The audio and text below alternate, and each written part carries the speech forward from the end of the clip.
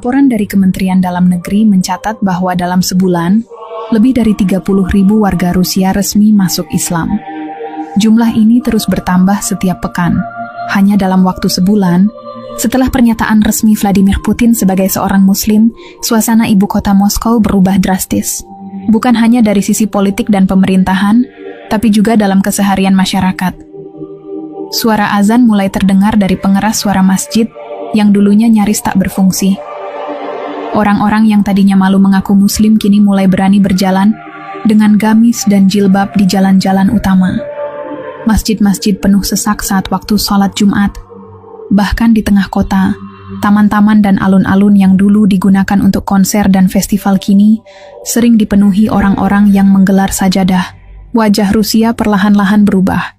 Kota-kota yang selama puluhan tahun dikuasai budaya barat mulai tampak lebih islami. Restoran mulai menyajikan makanan halal, dan toko-toko alkohol mulai ditutup satu persatu dengan perintah langsung dari presiden. Putin tidak hanya diam di balik meja kekuasaan, ia turun langsung ke lapangan.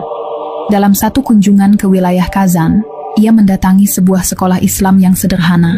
Di sana, ia duduk bersama anak-anak kecil yang sedang belajar huruf hijaiyah. Tanpa kamera media, tanpa sambutan berlebihan. Ia hanya ingin melihat sendiri bagaimana Islam dipelajari oleh generasi baru.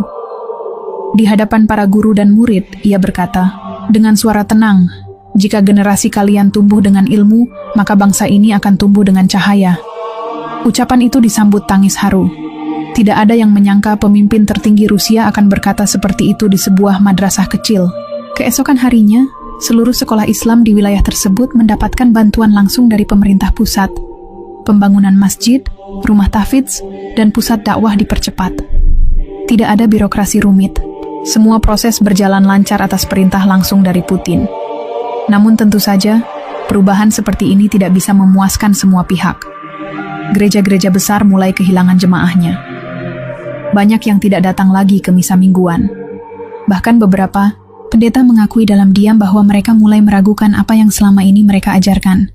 Tapi mereka tidak bisa bicara terlalu keras, karena setiap kali ada pendeta yang mencoba menyuarakan perlawanan, mereka akan dipanggil ke istana. Dan setelah itu mereka memilih diam atau meninggalkan Rusia. Salah satu peristiwa yang mengguncang terjadi di gereja Santo Petrus di pusat Moskow. Gereja itu dikenal sebagai salah satu yang tertua dan paling berpengaruh. Di sanalah selama ini upacara keagamaan besar negara dilakukan. Namun, malam itu suasana berubah mencekam. Putin datang tanpa pemberitahuan. Ia masuk ke dalam gereja bersama beberapa pengawalnya.